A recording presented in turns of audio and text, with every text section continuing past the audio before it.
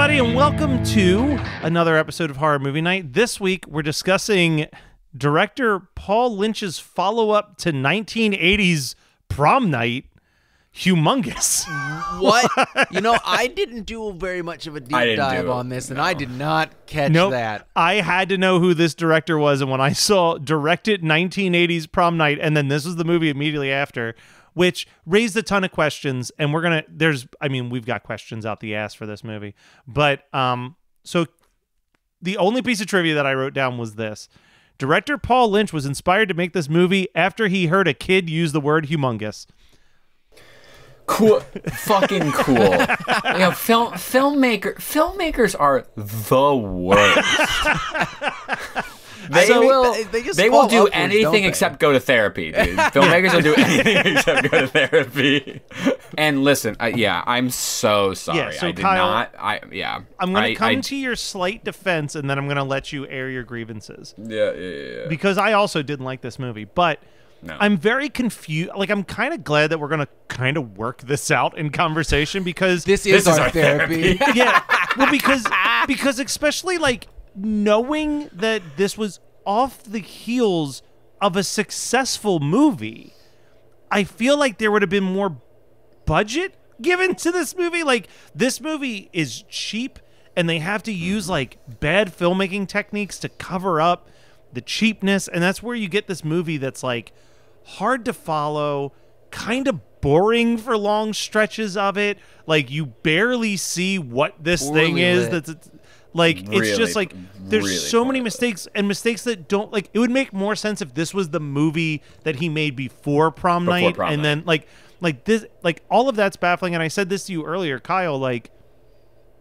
on paper, remove the first like 5 minutes. The first 5 minutes is we're gonna speed run past that, guys. Nope. But like, besides that, the concept of this movie could work as a fun, like, rubber monster slasher movie, and they just did every wrong decision I could imagine along the way.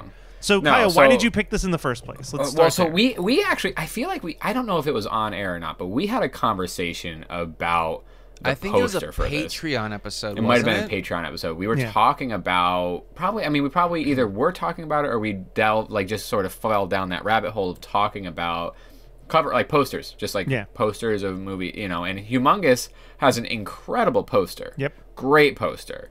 Knew nothing of the movie, and actually, to be honest, for the first maybe third of this movie, I didn't quite follow with how we were going to get to what was presented on this poster. So this is more of a trigger. The first 5 minutes include a relatively brutal rape, or at least like drawn out and way too detailed. Like, you don't see a lot, but like, you see enough that it's bad, and then it's the sounds. That's what I mean. Like, sounds that really make it icky. There's a way that if for some reason you felt like this had to be the origin of this, there's a way to shoot that in a clean 10-15 seconds. Just like, you can tell something's happening, cut to dog POV, and dogs attack the guy before the audience have to see anything. Right. Dog attack is great. Dog attack is not even a kill. It's a dog mauling, and then she gets to do the final kill, which I do like that. I thought that was actually quite I did write, this is why we all love dogs around. Yes. Must love dogs. On a double feature, that was my double feature. Me and Kyle, we're on the wavelength. We're on it.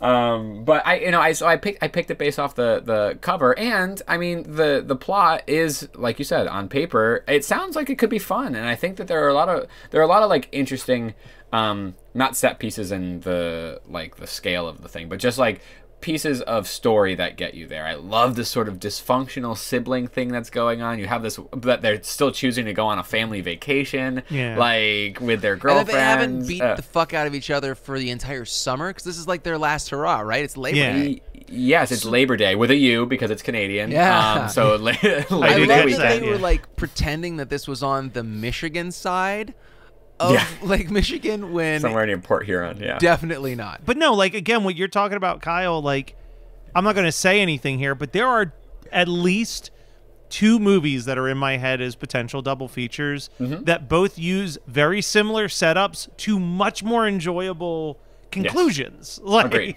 Agreed. I think that like this movie, we've already even said it just at the top. It's dark. It's poorly made. Like it's not. It feels gross at times, and it also feels really boring at times. Like it feels tonally completely off. Like when we hit those like 4 or 5 minutes of like a really kind of like, oh, here we go thing, it's followed by a stretch of 20 minutes of just like, what are we doing? So I really did like, besides the first 5 minutes, really did like that first third. I loved the boat. I loved that they were kind of lost. I loved that they got on this island, including this island of dogs that I thought was really interesting. So I got myself Dogs and Boats from Beard Brewing Company. Dogs and Boats is the beer of choice for this one. I had to go with, and it's humongous. It's a 9.1% beer. Oh my goodness! So I went the opposite direction. I found this smallest little bottle of Jack Daniels, and it makes my hand look humongous. So like, my man, I love this for you.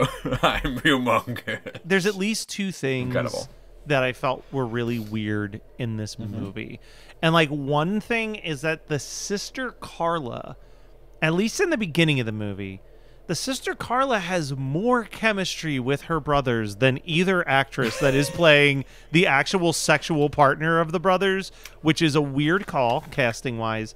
But then, again, to say like the tone stuff, you have this very dark, dreary, rough opening 10 minutes. Big stress on rough. And then... Nice. R-U-F-F. Yeah. But then you have stuff like... when they find the skeleton and they're like rolling around with this wacky ass keyboard music where I'm like, what the fuck is happening? Like I laughed, but I don't know if they were supposed to laugh. No, it's not supposed to be funny. But like they got caught with a classic joke, the skeleton in the chair. I mean, the skeleton in the chair. How many times you guys got caught with a skeleton in the chair? All the time. Every time. Dude, and it's funny like, every time. I wrote this down, but when they eventually kill the monster, like the monster's death even is a real like Paul Rubens and Buffy ending where he's just like, like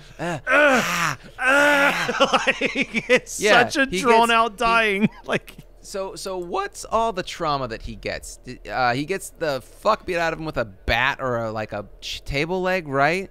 Yeah. And then he squeezes that guy to death, and then he gets set on fire and exploded, and then he gets stabbed with a stake. So I mean, quite appropriate to have it be a Paul Rubens death.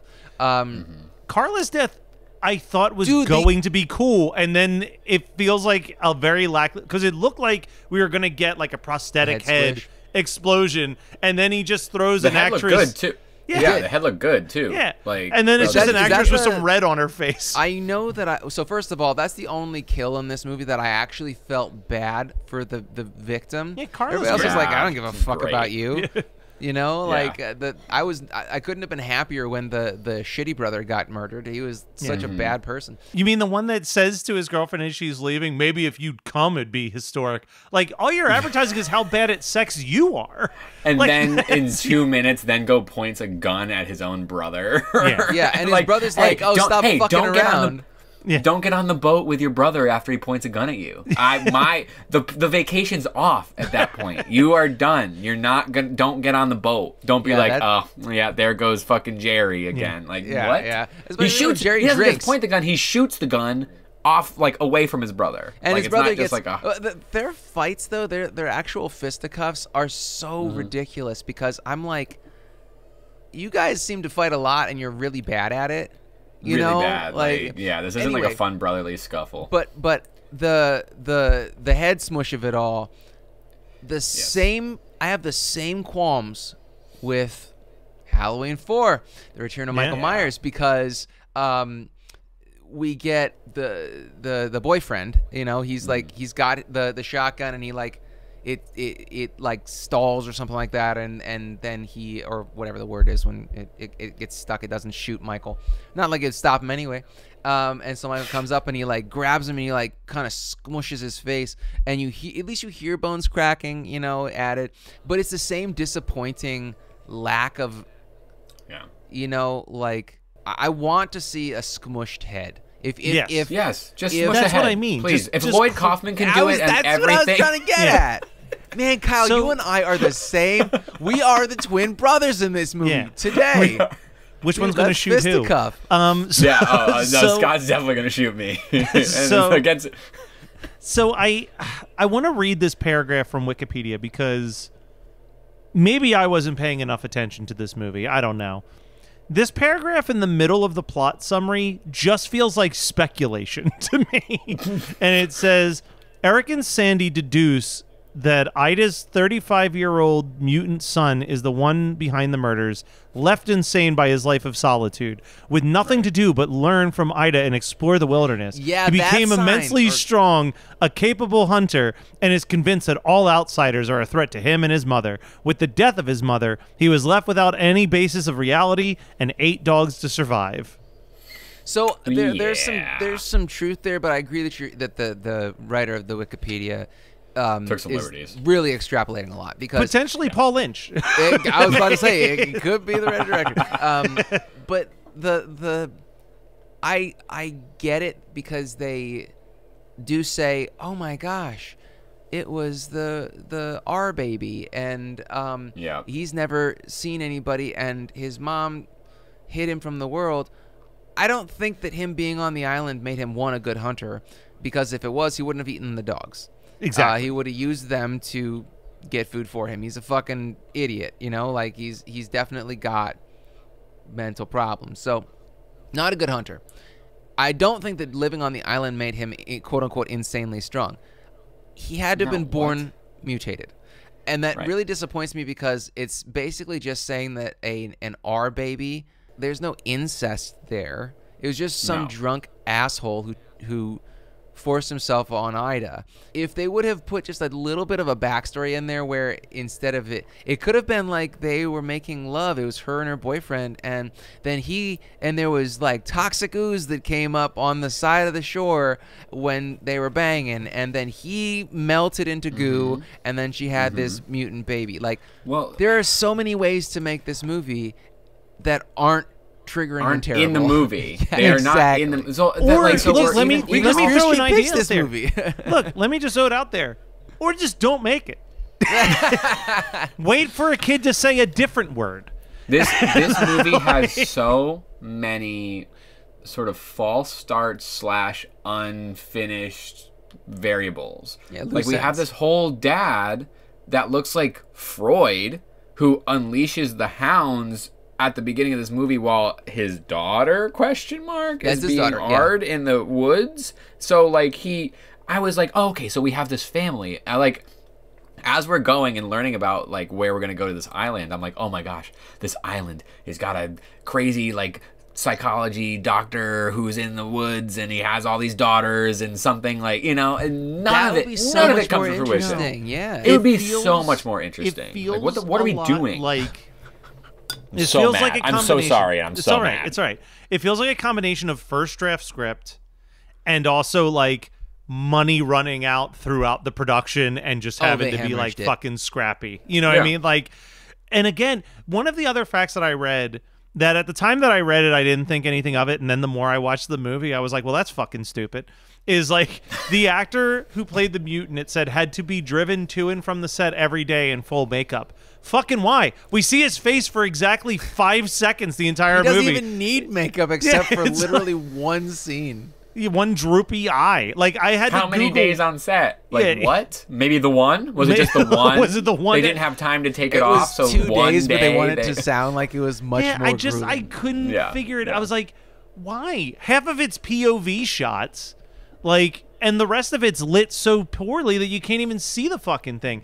And like again, if this was a movie, I would be so much more forgiving to this movie if this was like a late 60s, early 70s, like low budget exploitation film. Yeah. I'd be like, 1,000,000%. okay, like this makes sense. It's like, this is, again, I don't want to keep harping on this, but like, this is how you followed up a very financially successful slasher movie. I was surprised when I saw 82. Yeah. I was surprised. I was like, what? Also, I think you guys are giving Prom Night way too much credit because that No, movie it's a is fucking horrible terrible. movie. No. That movie is I'm not so saying boring. No, I'm not saying that it's a good movie. No one. I know you no keep one saying here is financially successful, but I just want the listeners to know that we are not Team Prom Night. We are Team Prom Night 2. Yes, but I'm just saying a movie that was made for 1.5 million made 15 million. So to follow it up with this, like you couldn't get anyone to give you more money, isn't it? Or is this second wave slasher? Because like that first wave of slasher stuff, I think that's true. This is 2 years before Nightmare on Elm Street, so it's probably let's call Nightmare tailing third down. wave, right? Yeah, Nightmare's the kickoff of Second third wave, so we're is tail end of this second. and probably a bunch of stuff that we would more than likely double feature this with. We may have already watched a good chunk of what was in the second wave. Yes. Second wave's fun, man, but except for this. No, this is towards the end of the second wave. This was a choice that I made. I did laugh. I laughed out loud at one moment, and even though that this kill that is on my background is probably the best quote unquote kill, even though there's no only such thing as a valid good kill in kill. this. Yeah. It's the only valid. Well, I guess with the exception of the first 5 minutes, the dog mauling and then the is really rock good. to The the close head. up of that leg with like the dog bites ripping through it is great. It's really great, you know. So there's a little bit of validity to that first 5-10 minutes if you can get through the content of it. Again, the content. I mean, that's the real bummer is that still probably has some of the highlights of the movie, even though you have to sit through the low lights. Unfortunately, yeah. But there's this one moment where it's a twofer kill, and the editing of it is so dynamic. So on the boat crashes, and this is how they get to this island. Oh yeah, they get the dude who's just there to be a body and give exposition. Exactly. Like he was lost. He is lost in the fog. So the boat saves him. They bring him on board. He gives some exposition about the island. The boat crashes. He breaks his leg. He's on the island. The woman who's showed her boobs 3 times already to this point. Donna, excuse me, thank you. You might have hyperthermia. Let me rub my titties on you and see exactly. If that Don't worry, I'm getting blueberry juice all over you. She forages for blueberries to help. 2 of my favorite things: boobs and boobs blueberries. Is that how they created Blueberry for Halloween time? Matt, cut all this. So he thinks that he's in shock. He's very cold, so she's like, okay, body warmth. Somehow she's, played to be this dumb bimbo, excuse me, but just of the time she's written to be that way, yes. She's played and written to be this way. But she still knows to then lay on him and give him body heat. So she opens up her shirt and lays upon him. This sparks the monster to be like, oh, not today and not on my island. He comes in, and it is 4 shots in quick succession, less than 5 seconds, swear. Pulls her off. She gets thrown. Shot of her off, hitting sand. Like 10, hits sand 10 feet away. Hits sand. Dude's neck gets broken. Cuts to in the house where the other people are exploring. Smash phone down on the ringer. Cut to the other brother going dead, as if the line's dead, but clearly we're also referring to the person that Humongous just killed. But me explaining it is not funny. It's me explaining a joke, but it is. I burst out laughing. It's just like boom, boom, boom, dead. And it's look, just that's the thing that sucks is that there are moments of well done, but even in the trivia that I read, they were supposed to get shipwrecked because of a huge thunderstorm, and then they were just like, well, we don't have the budget for that. Just get the fog machine and call it a day. But then they blew up it's the crazy boat. They How blow is that? up the. Yeah. There's all this fire. There's all this shit. There's it was the 80s, dude. That was. I guess the pyrotechnics were cheap. They just did it. Yeah. They didn't need any. Yeah. There was just no safety. Somebody was measures. like, I need a tax haven. Why don't you blow up my yacht? At Maximum Mediocrity, people say things like, I don't dress like this on the regular basis. This isn't my, pooping uniform. This is not. and they also say things like, The nurses are usually either angels of mercy or whores. Every episode is a new experience where you get to know people that aren't famous but should be. Why did my facing Floyd Mayweather in the woods. My co-host Morgan and I track down the people you didn't know you needed to hear from. It's like hot sex in a mug. We are the Maximum Mediocrity Podcast, and we are on all major podcasting platforms. We'll be waiting for you. It's a rough one, Kyle. So your job is to save the night. Okay. So I've had about 5 different movies that came through my mind. I'm gonna give you one, and then depending on what everybody else says, I'm gonna give you a second one. But the first one, and I've done this before, but I know that The Suckling will save the night. We're talking about. Oh my God, Kyle! This is why we're debating revoking your picks, because it would absolutely not save the night. I've watched that within the last 3 years, and I would pull a veto on you if you tried to pick that for the show. That's fine. That's fine. Could I give you my second now? Yeah, go ahead, Just please. Sure. We're gonna give you the opportunity to fix things. Psycho 2. Okay. Psycho 2. Dude, I love that was the on my idea long. That feels right, Kyle. You and I are just. You know, there's a Mind meld. moment in this. There's a moment in Humongous where, because of all the exposition and because of all the things that they didn't just find out, they actually thought that they knew, and those things turned out to be right. They lucked out. They lucked out completely with their knowledge. There was no reason they should have known these things. But there's this beautiful pretend to be mommy moment that happens in Humongous that just was Psycho 2 vibes big time. For sure. Scott, how about you go? Because I had the exact same thought. Psycho 2 was my first thought. Well, it was my second thought, and I'm not going to tell you my first thought because I'm pretty sure it's your pick, Matt, and I want to be a good friend. My second thought was was Psycho 2. My third thought was Friday the 13th Part 2. Because it feels the same. That was also on my and that would potential save list. my night because I actually really like Friday the 13th Part 2. Yeah, no, it's a fun one. All right, so my double feature was The Suckling. No, I'm kidding. I actually sat there and thought, I've got to come up with something that's not The Suckling, because fuck that movie. Did you really think about The Suckling as an option? That just because of what the movie was, I'm like, similar plot point, but I don't want to watch that. So what I landed on was, you've got one of two choices. Island of Alive, It's Alive 3. Yep. Nice. Or, this wasn't on my list, but as we were having this conversation, the actual movie that will save the night for all three of us, American Gothic. Dude, that was my fourth pick.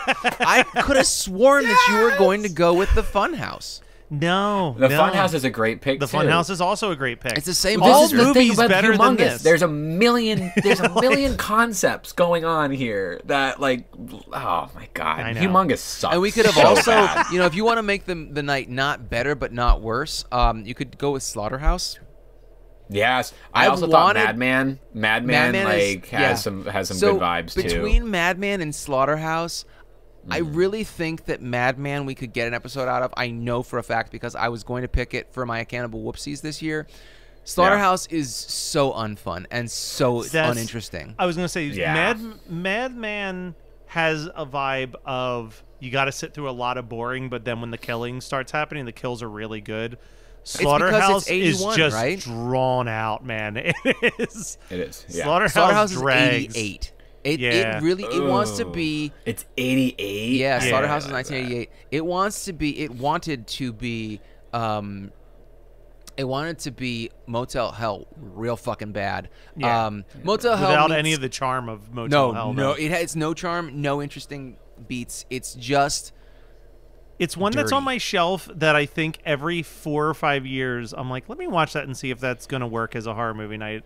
Please don't ever pick it. I literally am putting that one to bed. But every time I watch it and I'm just like, no, this sucks. Yeah. But you know what doesn't suck? Promoting stuff that we've got going on. So, there we go. Coming very closely at the time that we're recording this, I am terrified that this is a month away. But by the time you're listening to it, it's only like a week or two away, which is the December 8th 24-hour charity live stream for Geekscape.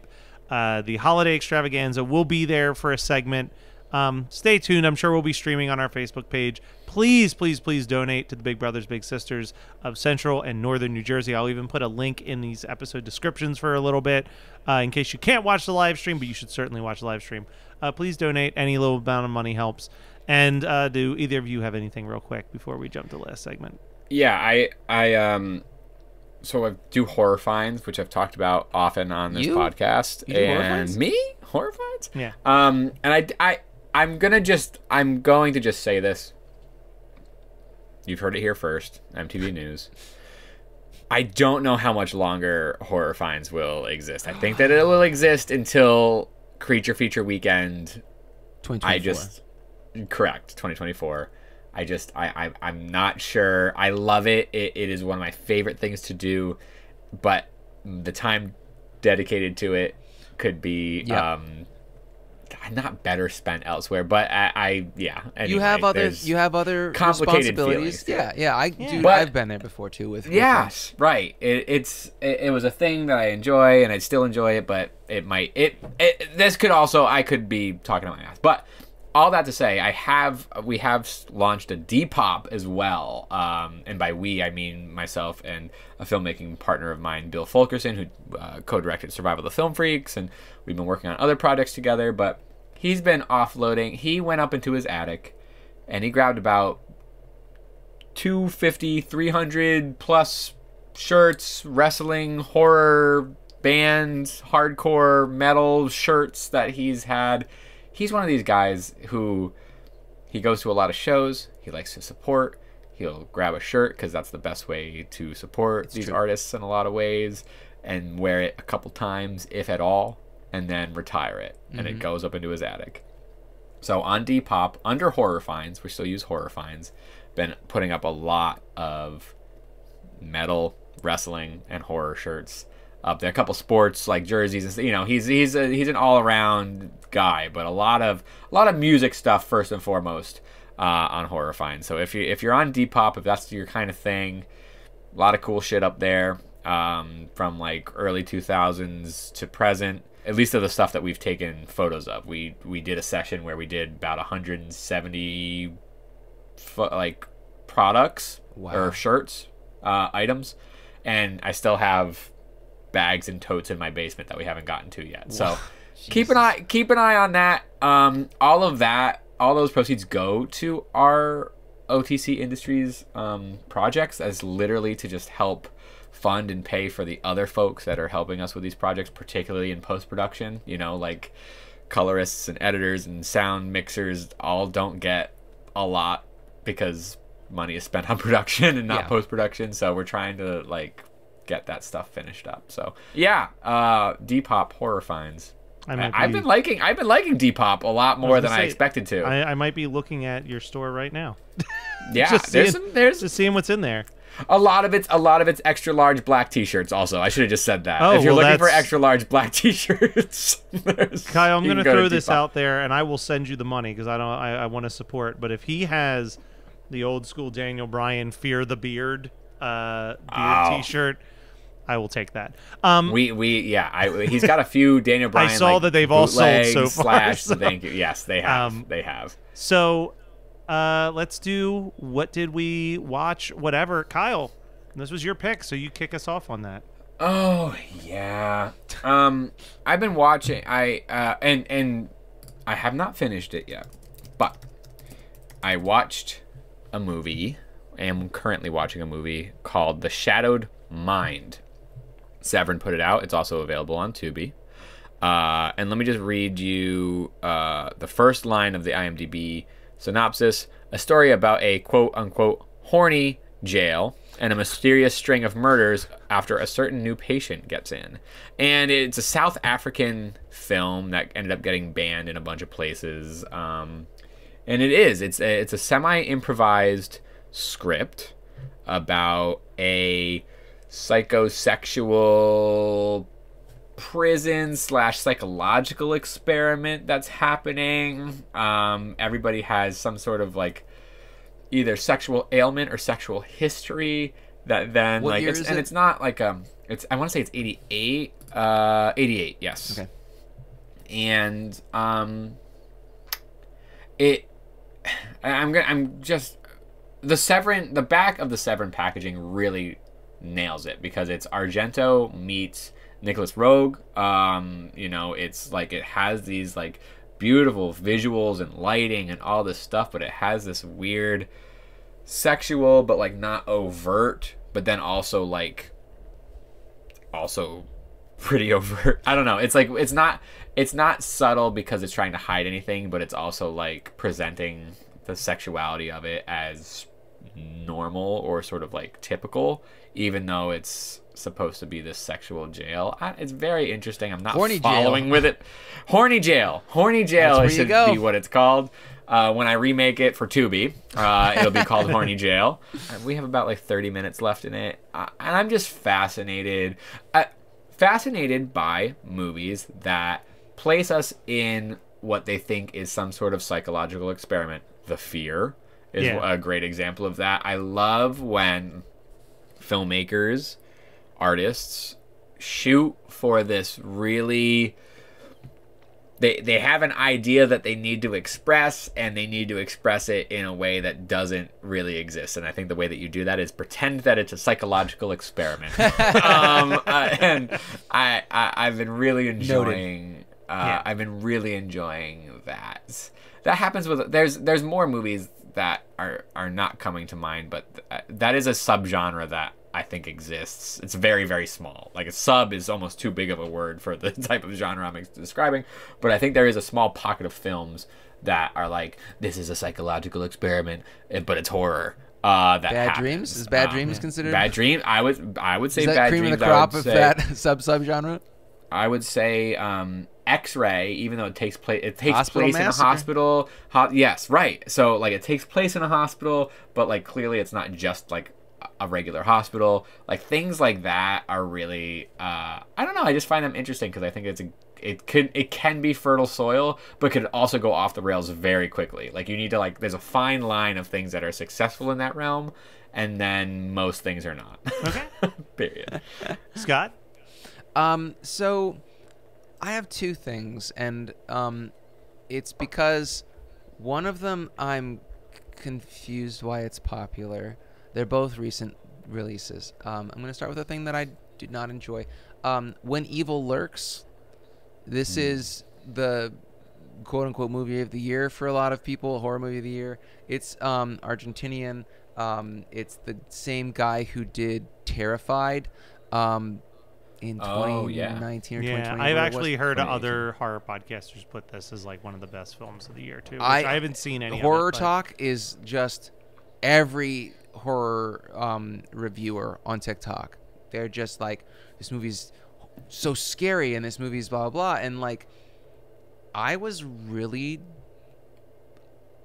unenthused by it. I thought that the concept of having this world where demonically possessed bodies and like the procession of what happens with them, where they become a rotted body, and then the expectation is they need to be quote unquote cleaned by a cleaner, therefore like an exorcism, but since it's like a physical experience, they can't be killed, because if they're killed, then the possession can go on to other creatures and infect towns and blah blah. It's kind of like almost like this post-apocalyptic concept of demonic possession. I thought it was a really cool theory, but what it amounts to is a supernatural drama, which I remember people just creaming their fucking jeans about Terrified, and I was the same way. I was like, this isn't scary.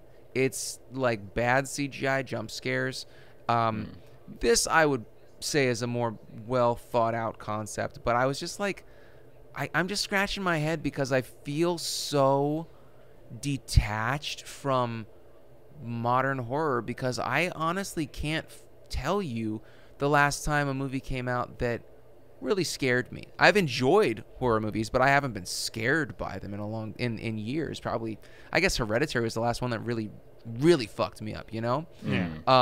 But that said, I very much enjoyed Slaughterhouse. It's very much my thing, you know? Like it's very campy.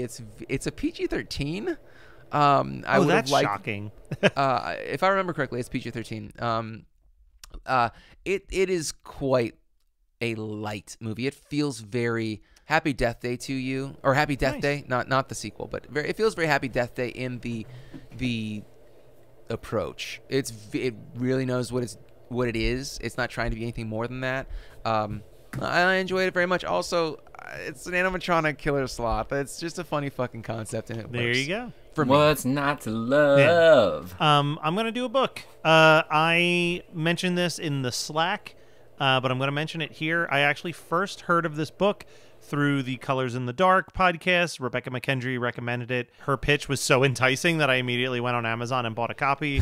And literally as soon as it showed up, I cracked it open and started reading it, and I finished it in 48 hours. And on the podcast, Rebecca said something along the lines of like, I would be floored if this hasn't already been optioned to be something, because the premise is just so strong. I believe the author's name is pronounced Kirsten White, but the book is called Mr. Magic. And the best way that I can pitch this is that it is inspired very much by like Mandela effect type stuff.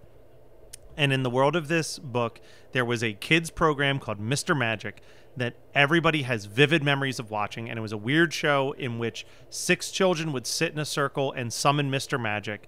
No one remembers what Mr. Magic looks like. Some swear it was a puppet. Some swear that it was an actor. Some swear that it was CGI animation. But they remember watching the show, and they remember that the final episode of the show, something really traumatizing and tragic happened, but they can't remember the details of what that was. And there is no evidence of this show ever existing anywhere on the internet. No one can find a single photo or a video of this show's existence. If people do deep dive retrospectives in it, it gets pulled from the internet immediately. And now it's 30 years since the show went off the air, and a podcast is doing a reunion of the last known kids to be on Mr. Magic. So it's telling it from the perspective of them going to the reunion, but they also don't remember what happened to them when they made the show. So they're trying to recall their past. And then between every chapter or so, every like 1 to 2 chapters is like a half page of like a Reddit thread where you're like following their remembrance of the show and then following the public's remembrance of the show. And as you keep going deeper and deeper, things seem more sinister than child fun as it goes deeper and deeper. And it's not as dark as you're thinking it is. But I will tell you the most crucial detail that I wish I knew before I read the book is that the author is a former Mormon. And she escaped the Mormon church, and this book was her way of processing the education she got in the Mormon church. And that's all I'll give you. It sounds like it meets Channel Zero, and it really is very. It's Candle Cove Channel Zero. I'm very interested to see how much the overlap is. It's a great read. That should be our next book club for... Is it a fast read, Matt? It is 280 pages, like 40 chapters. Like every chapter is like 5 to 6 pages. You can fucking rock through it, dude. Like I said, I read it October 30th and 31st. I was done it so quick. There was a good suggestion in our Slack for the next book. It may have been me saying you should read Mr. Magic. No, that was the next book was actually Eli saying that we should read the Song of the Unraveling World, I believe is what it's called, which I want to put it up to the patrons if we do that or or Matt's pick. And I don't maybe we should I wonder if we could you could do a poll in Slack. You could just do a poll right in the Slack.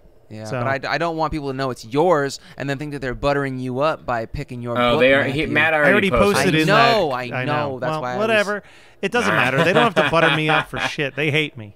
They hate me. They hate me over there. And they hate me as much as we hated Humongous from 1982. That's right. Stay tuned next week. We will dive in to a movie that I picked, and I don't know if it was a mistake or not. I can't remember, but I watched it a year ago and said, yeah, that could be a good episode for Horror Movie Night, and wrote it on my long list.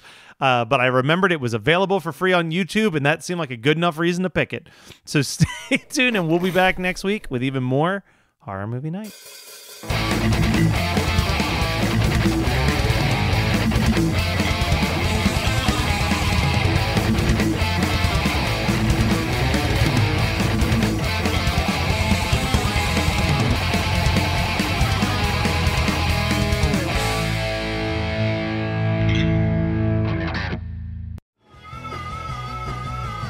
You're listening to the Geekscape Network.